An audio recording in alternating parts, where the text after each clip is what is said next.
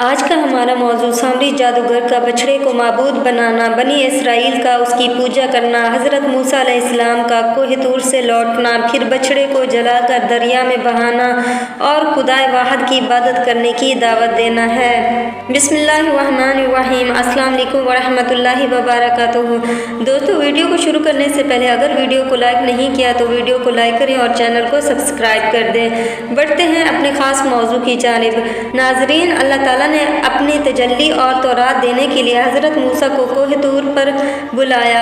حضرت موسیٰ 40 دن تک عبادت میں مصروف رہے اور بنی اسرائیل میں ایک شخص جس کا نام سامری تھا، جو طبی طور پر نہایت گمراہ آدمی تھا اور اپنی ماں کی ایک ناجائز اولاد تھا، برادری میں رسوائی اور بدنامی کے ڈر سے اس کو پیدا ہوتے ہی پہاڑ کی غار میں چھوڑ آئی تھی، اور حضرت جبرائیل علیہ السلام نے اسے اپنی انگلی سے دودھ پلا کر پالا تھا، اس لیے آپ کو وہ پہچانتا تھا۔ اس کا پورا نام موسیٰ سامری تھا اور حضرت موسیٰ علیہ السلام کا ہم نام بھی تھا۔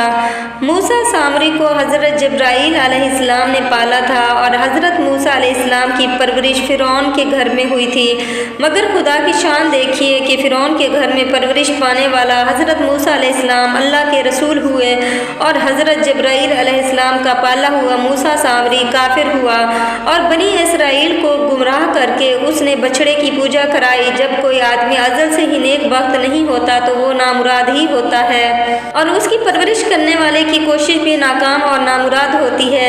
جس طرح کہ موسیٰ سامری حضرت جبرائیل علیہ السلام کا پالا ہوا تھا، وہ کافر ہوا، اور حضرت موسیٰ علیہ السلام جن کی پرورش فرعون کے گھر میں ہوئی تھی وہ اللہ کے رسول ہوئے۔ اس کا راز یہی ہے کہ موسیٰ سامری ازلی شکی اور پیدائشی بدبخت تھا، اس لیے حضرت جبرائیل علیہ السلام کی تربیت اور پرورش نے بھی اس کو کوئی نفع نہ دیا اور وہ کافر کا کافر رہ گیا، جبکہ حضرت موسیٰ علیہ السلام نیک بخت تھے، اس لیے فرعون جیسے کافر کی پرورش سے بھی ان کو کوئی نقصان نہیں پہنچا۔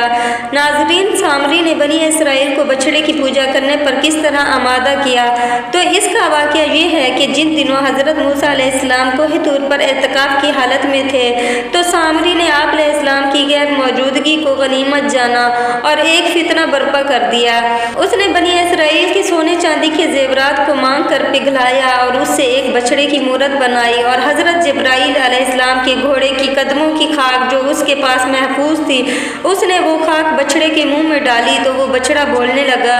پھر سامری نے بنی اسرائیل سے کہا، اے میری قوم، حضرت موسیٰ اللہ کے دیدار کے لیے کوہ طور پر تشریف لے گئے ہیں، حالانکہ تمہارا خدا تو یہی بچڑا ہے، لہٰذا تم لوگ اسی کی عبادت کرو۔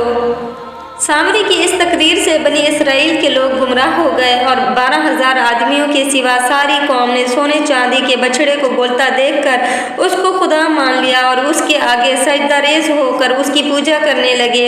چنانچہ ارشاد باری تعالیٰ ہے، اور حضرت موسیٰ علیہ السلام کے بعد اس کی قوم اپنے زیوروں سے ایک بچڑا بنا بیٹھی، بے جان کا دھڑ گائے کی طرح آواز کرتا ہے۔ جب 40 دنوں کے بعد حضرت موسیٰ علیہ السلام اللہ سے ہم کلام ہو کر اور تورات لے کر بستی میں واپس آئے اور قوم کو بچڑا پوجتا دیکھا تو آپ پر بے حد غضب و جلال طاری ہو گیا۔ آپ نے جوش و غضب میں تورات کو زمین پر ڈال دیا اور اپنے بھائی ہارون علیہ السلام کا گریبان پکڑ لیا اور فرمانے لگے، اے میرے بھائی، ان لوگوں کو اس کام سے کیوں نہیں روکا؟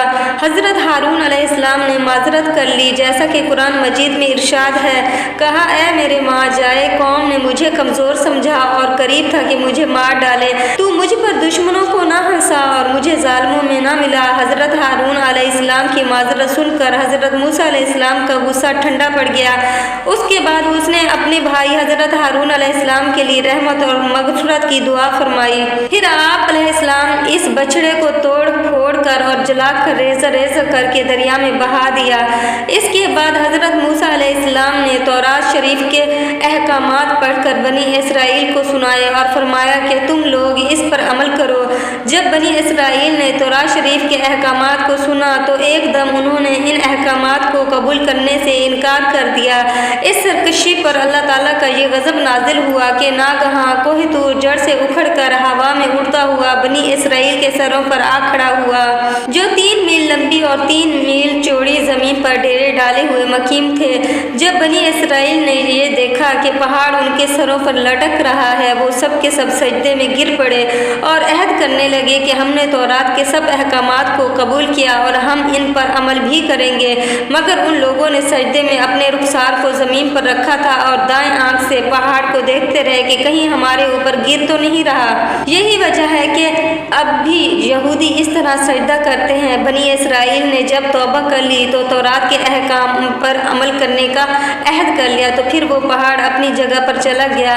कुरान मजीद में इस वाक़ये को चंद जगहों पर बयान फरमाया गया है, जिसका तर्जुमा ये है, और जब हमने पहाड़ उन पर उठाया गोया वो साहिबां है और वो समझे कि वो उन पर गिर पड़ेगा। लो जो हमने तुम्हें दिया ज़ोर से और याद करो जो उसमें है कि कहीं तुम परहेजगार बनो। दोस्तों, उम्मीद करती हूँ कि आज की वीडियो आपको पसंद आई होगी। मज़ीद ऐसी वीडियोस देखने के लिए हमारे चैनल को सब्सक्राइब करें ताकि हमारी हर आने वाली नई वीडियो सबसे पहले आपको मिले। मुझे दीजिए इजाज़त, इंशाअल्लाह नेक्स्ट वीडियो में फिर मिलते हैं। अल्लाह हाफिज़।